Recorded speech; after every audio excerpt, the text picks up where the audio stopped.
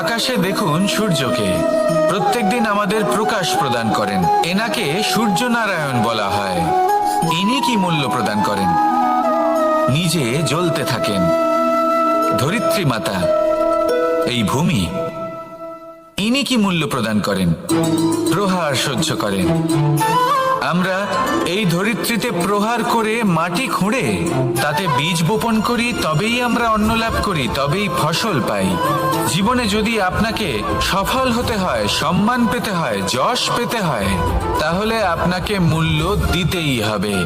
যদি আপনি সাফল্য লাভ করতে চান, তাহলে দিন রাত আপনাকে ত্যাগ করতে হবে, যেখানে সমগ্র সংসার সন্তোষ অনুভব করছে, আর আপনাকে করতে হচ্ছে পরিশ্রম। যদি আপনি সম্মান প্রাপ্ত করতে চান, তাহলে আপনাকে সেই সুখ ত্যাগ করতে হবে যা সবার কাছে রয়েছে। যদি আপনি যশ লাভ করতে চান, তাহলে নিজের অন্তরকে মেরে ফেলা